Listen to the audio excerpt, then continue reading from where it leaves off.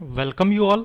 Myself, Mr. Sandeepan Badelia, and today we will discuss about dental products, classification, and monograph of sodium fluoride. In your examination, question will be asked in this manner: classify dental products with suitable examples, explain preparation, properties, and application of sodium fluoride. तो उस question में आपको क्या करना है, you have to give definition of dental product, then you have to classify the dental product by giving some example, and you have to give monograph of sodium fluoride. उसमें आपको preparation, property और application बताने हैं. So now first we will discuss about definition of dental products. The agents that can be used for the treatment of dental and oral disorders are known as dental products. तो dental and oral disorder की treatment के लिए जो भी agent use किए जाते हैं उनको हम बोलते हैं dental products. Now classification of dental products. Dental products can be classified into 6 different categories. 6 different categories है, उनमें ये डेंटल प्रोडक्ट क्लासिफाई किए जाएंगे. First one is anti caries agent. Carry मतलब दांतों की सड़न. Micro organism act on carbohydrate in mouth and produce acid. तो हम जो भी फूड लेते हैं तो माउथ के अंदर जो भी माइक्रो ऑर्गेनिज्म प्रेजेंट होते हैं वो कार्बोहाइड्रेट पे एक्ट करते हैं और कार्बोहाइड्रेट का कन्वर्जन करते हैं एसिड के अंदर. This acid that is produced in the mouth will carry out decalcification of teeth. तो यहां पर जो कार्बोहाइड्रेट में से एसिड बना है वो क्या करेगा, दांतों में से कैल्शियम को रिमूव करेगा. This will cause dental caries और टूथ डिके. तो इसके कारण क्या होगा, दांतों की सड़न होगी. The agents which are used to treat dental caries or tooth decay are known as anti-caries agents. तो दांतों की सड़न उनकी ट्रीटमेंट के लिए जो भी एजेंट यूज किए जाते हैं उनको बोला जाता है anti caries agent. Examples are sodium fluoride, sodium monofluorophosphate, stannous fluoride. So this is all about anti caries agents. Next is dentifrices. The agents that can be used for cleaning of teeth and adjacent gums are known as dentifrices. Teeth और उनके साथ attach gums, उनकी cleaning के लिए जो भी agent use किए जाते हैं उनको बोला जाता है dentifrices. They can be applied with use of finger or toothbrush. तो उनको अप्लाई किस तरह से किया जाता है, बाय मीन्स ऑफ फिंगर और toothbrush. Examples are calcium carbonate, dibasic calcium phosphate, sodium metaphosphate, strontium chloride, pumice, etcetera. This all are dentifrices. Next one is desensitizing agents. As we know teeth are sensitive to heat and cold.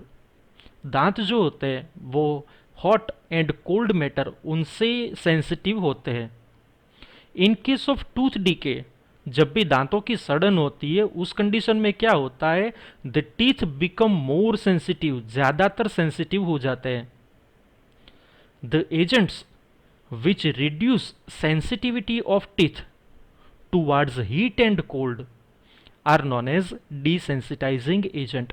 तो agent जो कि दांतों की sensitivity को reduce करते हैं, कम करते हैं, किन से, हीट एंड कोल्ड मैटर से, उस एजेंट को बोला जाता है desensitising agents. Examples are strontium chloride, zinc chloride. Next is oral antiseptics and astringent.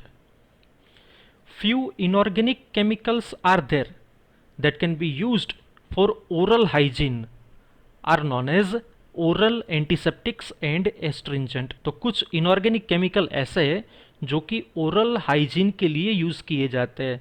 मतलब क्या है, माउथ के अंदर जो भी माइक्रो ऑर्गेनिज्म प्रेजेंट होते हैं उनको डिस्ट्रॉय करने के लिए, उनको रिमूव करने के लिए यूज किए जाता है। तो उस इनऑर्गेनिक केमिकल को क्या बोलते हैं? Oral antiseptics and astringent. Examples are hydrogen peroxide, magnesium peroxide, sodium perborate. Next is mouthwash. They are employed for various purposes like mild antiseptic, astringent, deodorant, desensitizing action. तो ये सभी पर्पज है, उनके लिए ये माउथ वॉश अप्लाई किए जाते हैं। Examples are zinc sulphate, zinc chloride, potassium permanganate etcetera. Next is cements and fillers.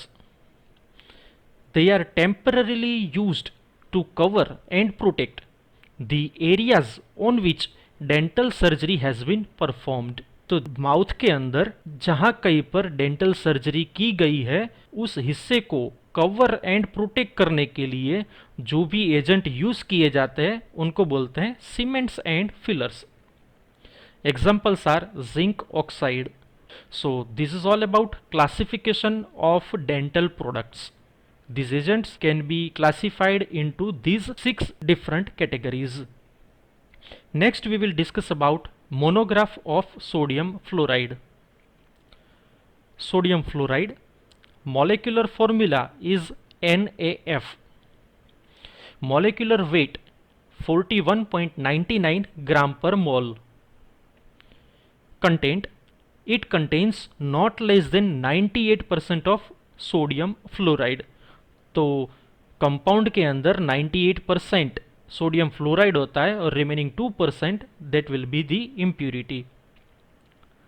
Preparation: this sodium fluoride can be prepared by 2 different methods. First is it can be prepared by treatment between hydrofluoric acid and sodium carbonate. तो यहाँ पर जब भी hydrofluoric acid और sodium carbonate के बीच में reaction होती है then 2 molecules of sodium fluoride will be formed and एक मॉलिक्यूल वाटर का और एक कार्बन डाइऑक्साइड का मॉलिक्यूल लिबरेट होता है। यहाँ पर हाइड्रोफ्लोरिक एसिड के 2 मॉलिक्यूल यूज होते हैं। Next preparation bye treatment between calcium fluoride and sodium carbonate. तो कैल्शियम फ्लोराइड और सोडियम कार्बोनेट के बीच में रिएक्शन होती है and that will produce 2 molecules of sodium fluoride and 1 molecule of calcium carbonate. So by these 2 method this sodium fluoride can be prepared. Next is properties. It is colorless, odorless, crystalline compound. It is soluble in water, insoluble in alcohol. On acidification मतलब कि ये sodium fluoride जो compound है उसके अंदर अगर acid add किया जाए तो it will produce hydrofluoric acid and that is poisonous. जो कंपाउंड बनता है हाइड्रोफ्लोरिक एसिड वो पॉइजनस कंपाउंड है। Next is uses. It retards और प्रिवेंट्स डेंटल कैरीज। ये जो सोडियम फ्लोराइड है वो प्रिवेंट करता है दांतों की सड़न को। Next is application. 2% solution of 1.5 to 3 ppm sodium fluoride that will use in drinking water and that will be used topically for teeth. तो 2% solution बनाना है 1.5 to 3 parts per million sodium fluoride का in the drinking water और उसको topically use करना है in the mouth for to treat dental caries. So this is all about dental products, its classification and monograph of sodium fluoride. जब भी exam में ये question पूछा जाए तो आपको ये सभी चीज़ें मेंशन करनी है। So over, we will meet again in the next lecture with another topic. Thank you all.